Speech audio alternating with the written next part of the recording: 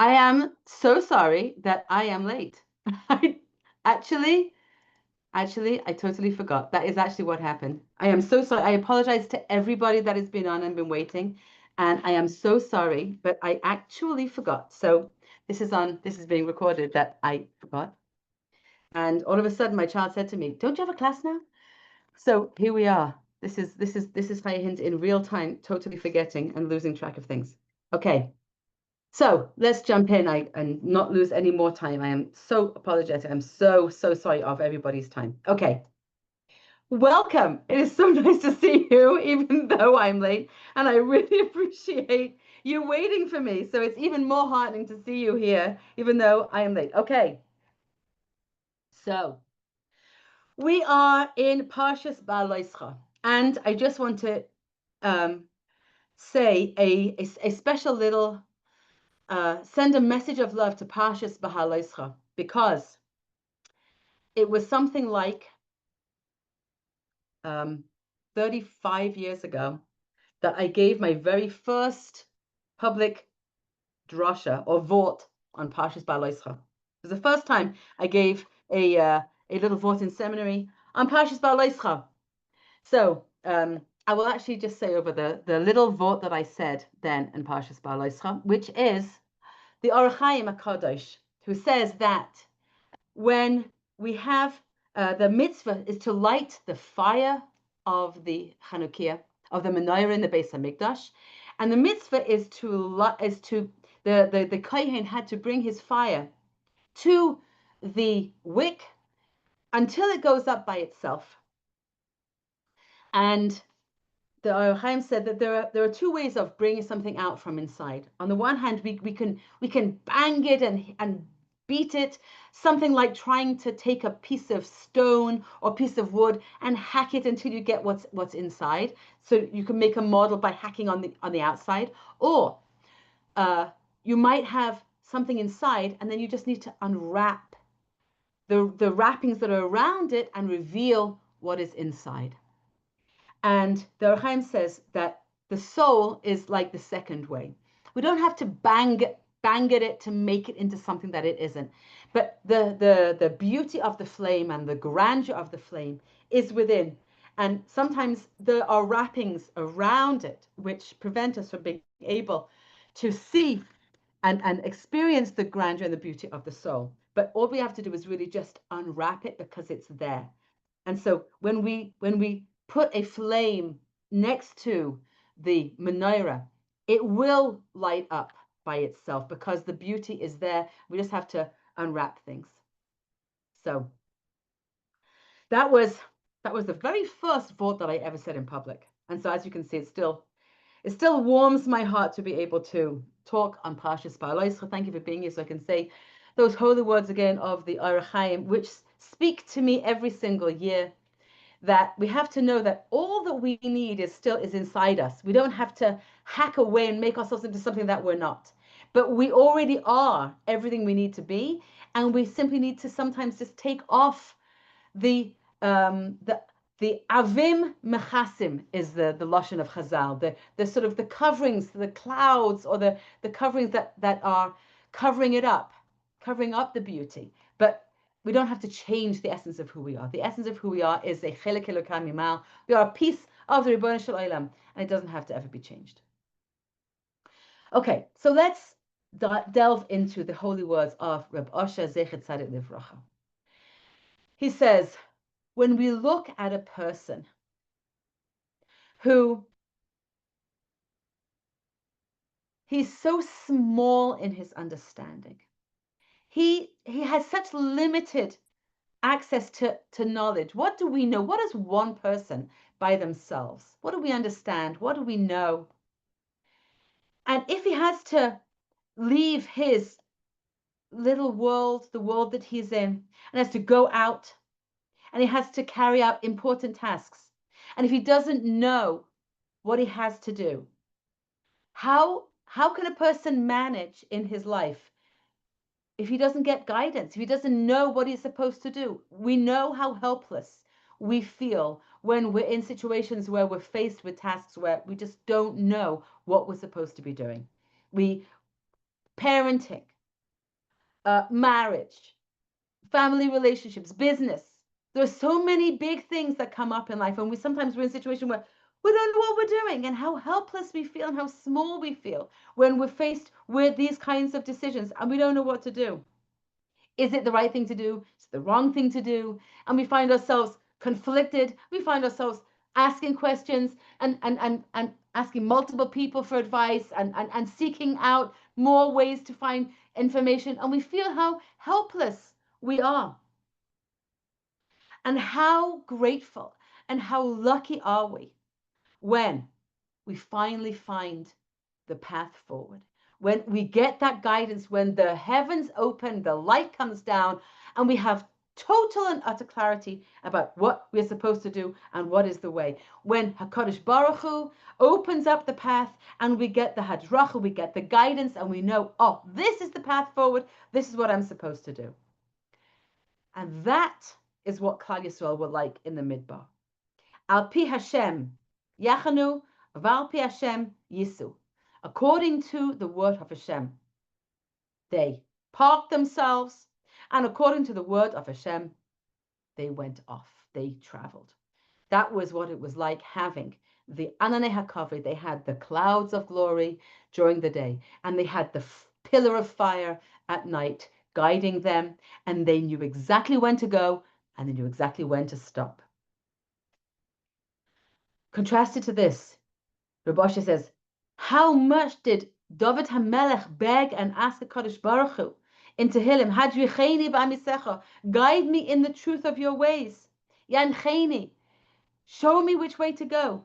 Yancheni, Yanhileni, that HaKadosh Baruch Hu min Shemayim should show him the path. David HaMelech filled Tehillim and filled his pillow with tears, asking HaKadosh Baruch Hu to guide him, to open up the pathway. And we understand the utter dismay in our souls when we don't know the path, when we don't know how to go, when we don't know what to do. We feel utterly lost. We feel so despairing when we don't know what path to take. And David HaMelech was continually begging Kadosh Baruch Hu, and in the Midbar they had that. So here Klal Yisrael were walking in the Midbar, and every single journey that they went on was guided by Hashem. They knew exactly where they were going to go would be exactly where Hashem wanted them to be. And if they were not supposed to go, some days they had to go multiple times in one day. And one time they stopped for 40 years, not 40 years, but for a long time, for many, many years in one place. But they knew that every start and stop was only according to the word of HaKadosh Baruch Hu. And with their eyes they saw, and on their flesh they felt, and they experienced every single day and every single moment of every day. They experienced that incredible depth of guidance, of knowing that HaKadosh Baruch Hu is guiding them, and that every place they are, the moment that they're in that place, was exactly what Hashem wanted from them. They saw that the mountains were lowered in front of them, because that's what the Ananei HaKavod did. The Ananei HaKavod lowered and flattened the ground before them. And they saw that any low places were lifted up to meet them, so that the path that they would walk on would be smooth. They saw that any roads or any unevenness in the roads before them were flattened and evened out, so that their way would be smooth. They saw that wild animals were eliminated on all sides and prevented from coming close to them. Snakes and scorpions, all the different kinds of animals that live in the wilderness and in the desert. They would run away and flee from them. They would see them running on all sides, getting away from them because they were protected.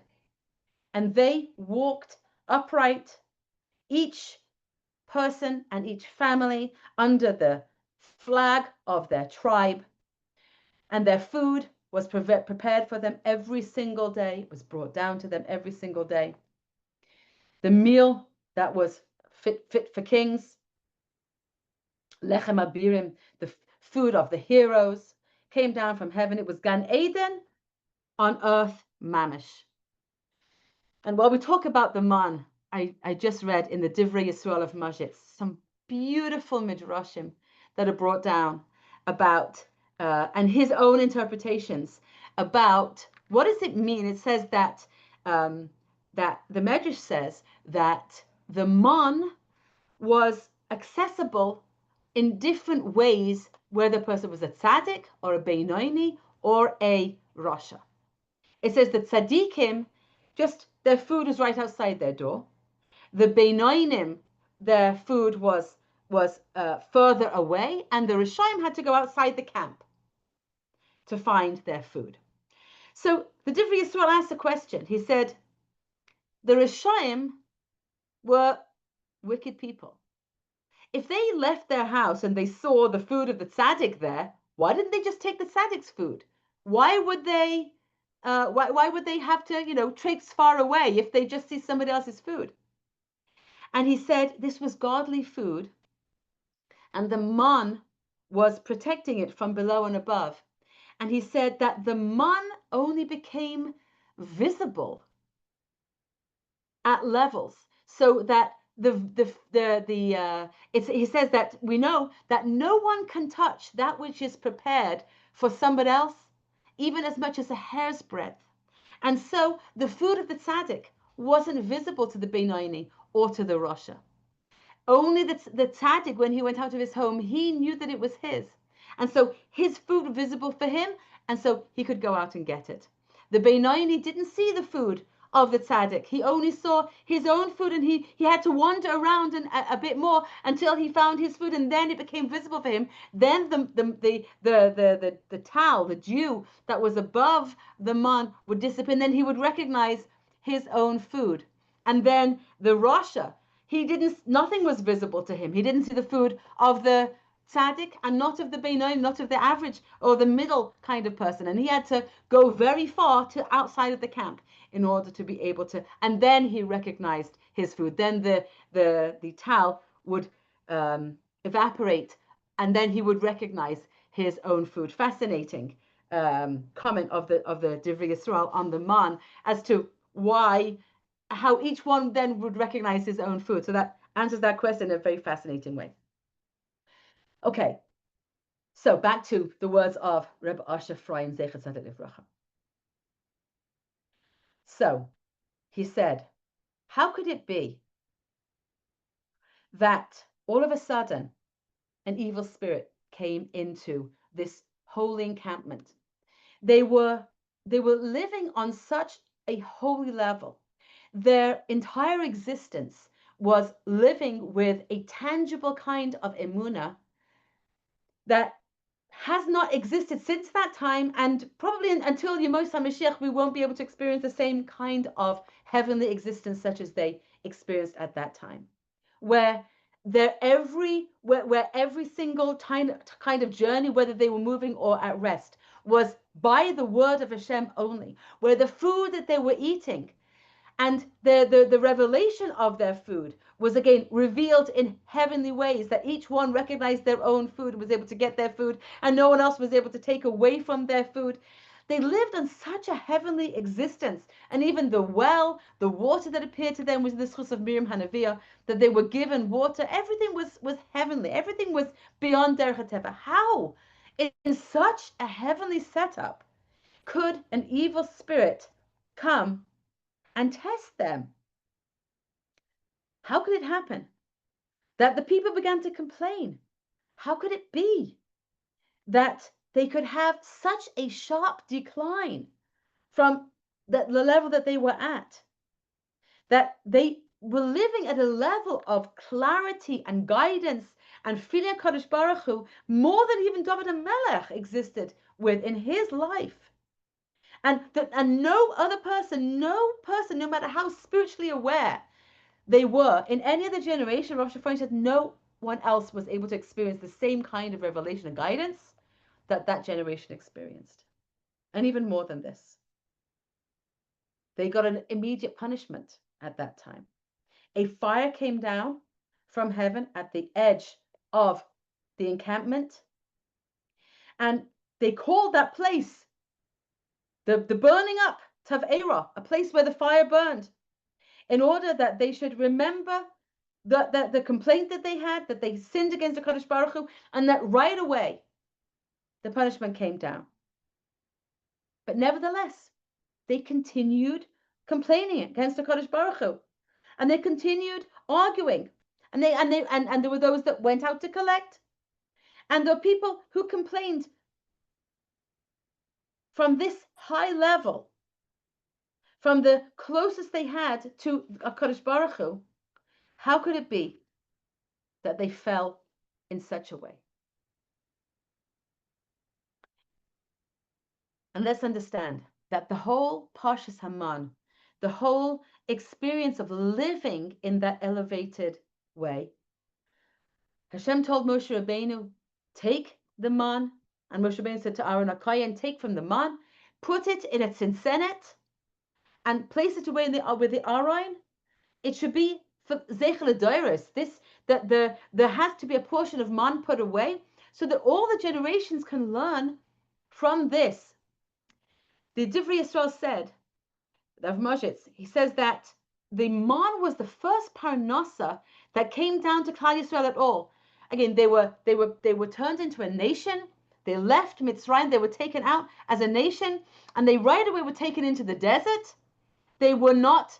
They were told not to take with them provisions. The matzah on their shoulders was all that they had. They went out. Leichtech acharai b'midbar, beres leizura. You went after me.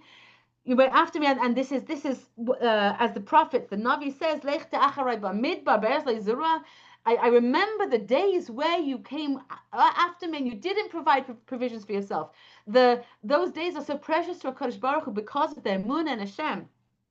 And the Divrei Yisrael says that the people said to each other, manhu, man, which kind of meant mahu. What does it mean? What is this man? What is this food? And he says because the letters of manhu are the same letters as emunah. That the man was the food of emunah. What is it? It's emunah. It's the whole essence of the food that they were given, the food that they were eating was emunah. That's what they were eating. Manhu means it is emunah. And that's what they were eating. And so Kadosh Baruch Hu commanded them, put away a portion of the man, in an oimer. They put away an oimer, that's a measurement of the food. They put away an oimer of the man into a tzitzenet, into a jar, to be saved, so that all Klal Yisrael would always know, what does it mean, this food of emunah? And that was the very first parnasa Kadosh Baruch Hu gave in order to teach us. That's what parnasa means. All of our sustenance is from HaKadosh Baruch Hu. And yet still, they were those that ate the man. They were those that everywhere they turned, they were given the kind of guidance that we dream of having. Wherever we are and all the different challenges that we have, we just wish we would have a cloud saying, here, move here, and please go there, and no, stop a little bit here and don't go further. We wish we had that kind of guidance. David Melech was davening, crying to have that kind of guidance. And so what happened? To teach us, this is why everything happened in that generation and in the Torah, whatever is written, is to teach all of the generations. That a person should never, can never, and don't blame himself if he doesn't, he should never be able to completely trust in himself, even if he is in such a high level. If even they fell, if even they had those trials, then why do we blame ourselves if we do find ourselves challenged? Yes, we find ourselves challenged. Why should we expect and expect of ourselves that we should always be able to stay on a certain level of emunah? Even those that ate the man, those that ate the food that was called emunah, that its essence was emunah, man, who it is emunah. They had a cloud by day and a fire at night, and they were guided in everything that they did. Even they from that level, they still fell. And so we need to realize that there's always going to be opportunities for us to fall. There are always going to be at any moment, and especially since we don't have those kinds of guidance. We don't eat the food of emunah. Sometimes we empty calories, right? We know that. So with every breath, with every moment, we need to understand that we must constantly be in an effort to increase our emunah and our trust in the Kadosh Baruch Hu and to daven to Kadosh Baruch Hu for Siyata D'Shmaya. And we need to be aware that there are always going to be aspects of life that are trying to bring us down. There are always going to be attacks on our emunah because our emunah is the greatest gift that we have. Emunah is the greatest, is what we need in this world and the next world. And so there's always going to be an attack, a potential attack coming at our emunah. And even when a person comes to a perfect level of emunah and bitachon such as they were living in, but even when they were there, and he sees the fruit of his bitachon, meaning even the tzaddiks, right? They were there and they could see, they knew exactly what level of emunah bitachon that they were on, according to where their food appeared to them on any given day. They were living in such an area, such an era of feedback. Okay, they experienced the feedback on the relationship with Hashem, and so that's why the consequence was also so quick in coming. HaKadosh Baruch Hu's burning fire came down to them, and the punishment was soon to come because they were living on that level of interaction with the HaKadosh Baruch Hu, where everything was part of the relationship, was that they experienced it so closely. And this is what I wanted to address. That's the words of Reb Asher. And he says, this is what every person needs to, we need to contemplate this, and we need to fill our prayers with this, that we want to be able to have the strength to stand up against any trial that comes our way. And we want to stay with our emunah bitachon. We don't want to lose our emunah bitachon, and we want HaKadosh Baruch Hu to help us stand up against the trials. What I wanted to address is that sometimes we don't fully understand HaKadosh Baruch Hu's interactions with us. When HaKadosh Baruch Hu responded with a consequence of the lack of emunah and bitachon that they exhibited by going out to collect the man when they shouldn't have, or by complaining that they wanted different kinds of food, and complaining to HaKadosh Baruch Hu about the man, that it wasn't the watermelon that he had in Mitzrayim, and all these different kinds of complaints.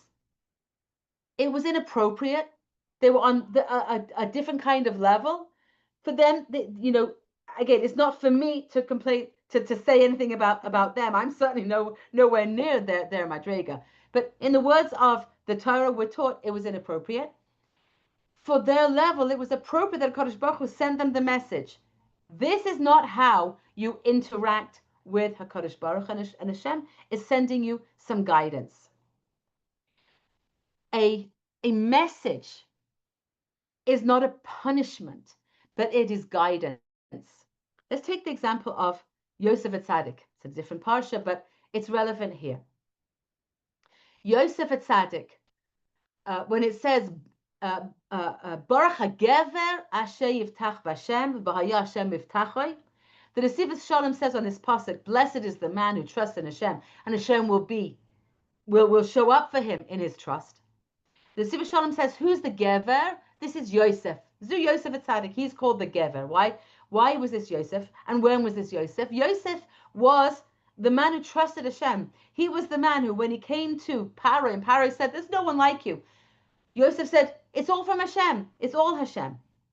And yet Yosef, we know, was punished with 2 years in the prison because he asked the Sarah Mashkin, because he asked the minister, please remember me to Yosef. So who was Yosef? Was he Aish Bitachon, or did he lack Bitachon? We don't want 2 years of prison slapped on us, chas v'shalom, if we fall. How are we supposed to understand this? The Nesivos Shalom explains that precisely because of his level of bitachon, precisely because he was so developed, and he had the capacity, and he had grown, and he was a spiritual giant. After the whole story of Yosef and Potiphar and Parai, Yosef, Victor Miller brings down, he was the king of Klal Yisrael in Mitzrayim for 40 years before his father came down. He established the entire community. He built the nation. He was the architect that built all of the yeshivas and the shuls and the entire community. He built the whole thing. He was the king. He was the Jewish king in Mitzrayim. He was brilliant and he was on a massive madrega. He was Yosef Tzaddik. And at that point, there he was, and he knew he had to do some hishtadlus. And he asked the minister, remember me, he asked twice. The Brisker Rav was once walking with his Talmud, Rav Shimon Shkop. And the Brisker Rav asked Rav Shimon, he said, Yosef was put into prison for 2 extra years because he asked. What would have happened, he asked, if he would have only asked one time of the minister, remember me? And Rav Shimon Shkop answered, probably he would have just got 1 year in prison. And the Brisker Rav said, no. If he would have asked one time, that was appropriate hishtadlus. If he would have only asked one time, he would not have been punished. He would not have had a consequence given to him. But because he asked twice, he felt the need to do more hishtadlus. So it made clear that even the first time he asked, he didn't ask with the appropriate kind of emunah b'tachon that would have been fitting for Yosef. And so he was also punished even for the first time because it wasn't on the level appropriate for him. Reb Zusha Zeichet Tzadik Livracha said, I'm not scared that Hashem is going to ask me why wasn't I Moshe Rabbeinu or why wasn't I Avram Avinu. He said, no great honor is going to come to Hashem from having 2 Avram Avinus or 2 Moshe Rabbeinus.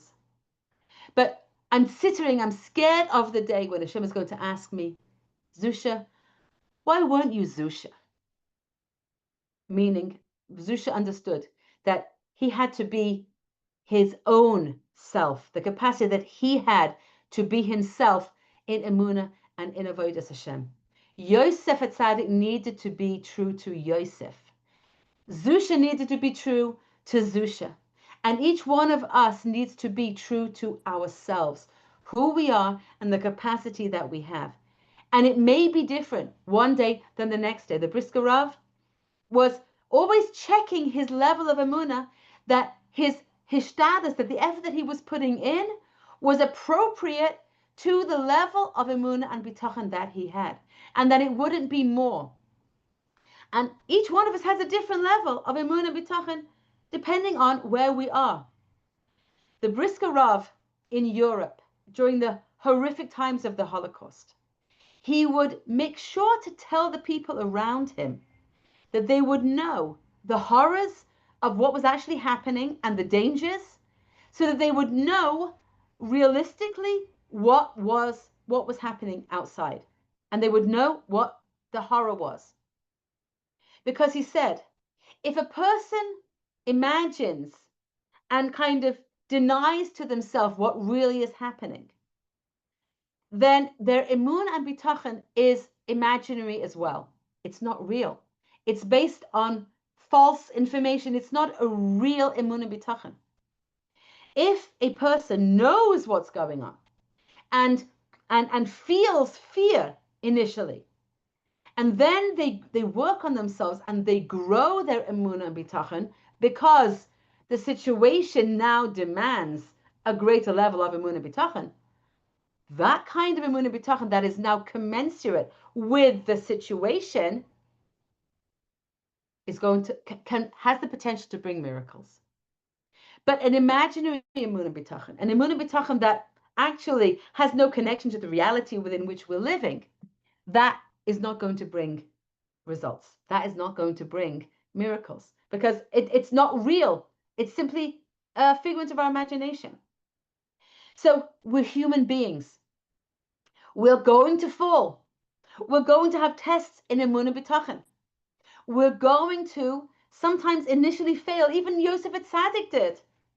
So if Yosef Tzaddik did too much hishtadlus, What can we say of ourselves? We're also sometimes going to do too much ishtadlis or not fully trust enough. We're going to feel fear. We're going to be, we're going to, in some way, our imun and bitachon is going to be shaken because that's the only way that we can grow.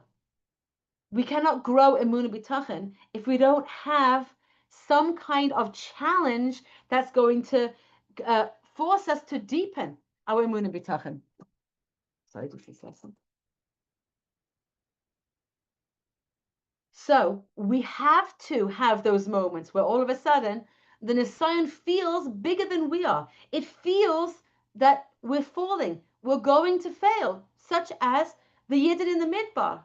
The Yidden out there eating the man, traveling at the word, following the fire by night and the clouds by day. They found themselves in a situation where their emunah bitachon was not quite yet at the level where the situation was, and then a sign came upon them, and nisyonos are going to come upon us. But that doesn't mean that we did something wrong. It doesn't mean that we're not good enough. And even if we get some feedback from a Kodesh Baruch Hu, that doesn't mean it's a punishment. It means it's guidance. Just as the extra 2 years that Yosef got in prison wasn't a punishment per se. He wasn't punished. It wasn't a meaningless difficulty that Hashem sent back to Yosef. It was feedback. You got 2 years because you asked twice. Because when we see that you'd asked twice and it was too much, it was showing that even the first didn't have the stamp of Yosef at Tzaddik on it. It didn't have the depth of emunah bitachon that was appropriate for you, Yosef. Hashem is saying to Yosef through the circumstance of being put in prison, it's not nice. It's a kind of feedback that doesn't feel good. But I want you to internalize this, Yosef, my tzaddik. I want you to take in the lesson that you have greater capacity for emunah bitachon. And Kadosh Baruch Hu communicates with us through the circumstances of our lives. And Kadosh Baruch Hu is saying, my dear Yosef, you have a greater capacity for emunah bitachon. And that's why I'm deepening the challenge for you right now. I'm giving you the opportunity to deepen your emunah and bitachon. I'm guiding you that that's what I want more from you. You can do this. It doesn't mean that you're evil or bad. Yosef HaTzadik was not written out of Jewish history because he did too much ishtadlis. He wasn't evil. We're not expected to be perfect. He did get the very uncomfortable experience of being an extra 2 years in a pit, in a third world prison. And if we know what third world prisons are like in our times, it was certainly worse than that. And he survived and he came out and he became Yosef HaTzadik. If we get feedback in our lives, we have painful circumstances that require us to deepen our emunah bitachon. As the Kodesh Baruch Hu is saying, there's more emunah and bitachon in you. I want you, just like Zusha had to be Zusha, and Yosef had to be Yosef, and Avram Avinu had to be Avram Avinu. You need to be you. There's more capacity in your soul for emunah bitachon that I want you to bring out, and that's why I'm giving you this circumstance in your life so that you can use it to deepen your own sense of emunah bitachon within yourself, because you have greater capacity. And you cannot, there is no way to deepen emunah bitachon without having the challenge that is deep enough to bring you to that deeper level. A life that is all strawberries and cream cannot create a deeper level of emunah bitachon. Yosef had to be in that pit of a prison in order to develop a deeper level of emunah bitachon that went with him as he became the king of Klal Yisrael in Mitzrayim, throughout all that he had to go through, and throughout the years of reunited with his family, but the family that had rejected him and not seeing his father and his mother had gone. He went through a very challenging life. And in order to deepen that emunah bitachon that he lived with, he needed to have that kind of experience to deepen his emunah bitachon. Kadosh Baruch Hu brings us challenges in our life, not to punish us, and not because he's saying you're not perfect, and not because he's giving us, not because he doesn't love us, or because he's punishing us meaninglessly, okay, or that we did evil or bad. It's because he's saying there's more in you. There's more emunah bitachon. You can be more of who you are, of who you've been created to be, and I believe in you, and that's why you have this challenge, and that's what we learn from the fact that even the Eichle Haman, even the nation, even the generation that ate the man, that was guided by the fire by night and the cloud by day, even though they were completely ensconced in a Gan Eden of Hashem's guidance and support. When the Yetzer Hara came, they fell. And we will fall, and we have fallen, and we will rise again, and we will deepen our emunah and bitachon as a result of the challenges that we go through. And be'ezer Hashem, we will utilize and use all of the capacity for emunah and bitachon that HaKadosh Baruch Hu has given us in our souls, because that's the currency for the next world. And it would be such a waste to have a whole vault in our souls, a whole untapped vault of emunah bitachon that we have capacity for, but we never tapped into because we never had the opportunity and we never needed to do that. Be'ezer Hashem, we will tap into all the capacity for emunah bitachon that we have in this world. We will have all of the vaults of our souls opened up and be able to access those into the next world, La'ol Me'ad, forever. And the message of the man and the message of the clouds, may it accompany us throughout our lives. And I thank you so much for joining me today. Wishing everybody a beautiful Shabbos. If anybody wants to unmute themselves and say anything or add anything, I'd love to hear any feedback of anybody that's on. Anybody want to unmute and say anything? Love to hear from you if you like.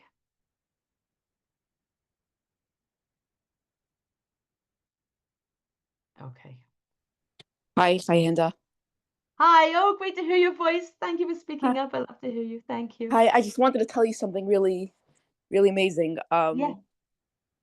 So when was it? I think it was like 2 weeks ago. So I was just needing some chizuk, and I wanted to hear your voice because I know you just magnetize emunah and bitachon to everybody that listens to you. So I knew if I listen to a class, I know it's gonna like change everything, like in my mind, everything. So I picked a random one, asked Hashem, just guide me to the right one. And it was, I think, class number 11 in JPT, like from like very, very old, you know? And it really changed. It gave me like this amazing power. I can't even describe it to you. Like nothing at that point changed physically, but just mentally, I went from 0 to like 1 billion. Okay, so that I wanted to tell you that. Wow. And what's beautiful about it is that a sister, a friend,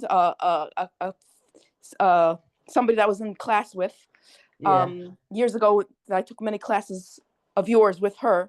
Yeah. She told me that one day she felt like she needed something, and she put on a random class, same thing. She did the same thing as me, and she actually left me a voice note, and she's like, "You have to, like, just do you like listen to the classes, because you don't know what happened to me. I was feeling low one day, and then I put on one of Chayenda's classes, and it just blew me up. It made me feel amazing. It was so machazek me. You have to do it." And I said, I just had the same experience. So I just wanted to tell you how amazing your words are and how powerful and what you've done over the years. I just want to give you a reminder for the old folk of us that took your classes and are benefiting all the time, every single day of our lives. So thank you for that. And I wanted to give you that today to just thank you. Please remember. Thank you so much. Thank you. I'm so grateful. Thank you so much for saying that, and thank you for the belief you had in me that having the listening to a class was going to help. And Baruch Hashem, I'm so grateful to Hashem that He guided you to the right class that really gave you chizuk. And Hoyzer Hashem ki toiv, Hashem should just keep putting the right words down here through, and I hope to be a good shlicha. Thank you. Tiskele mitzvahs for mentioning that. Thank you so much. Thanks. Okay. Thank you. Anyone else want to share something? Any feedback? Love to hear from you. Okay. Thank you for being here. Thank you, everybody. Really do appreciate seeing you, seeing your names, listening to you. And Be'ez Hashem, see you again next time. Carter, bye, everyone.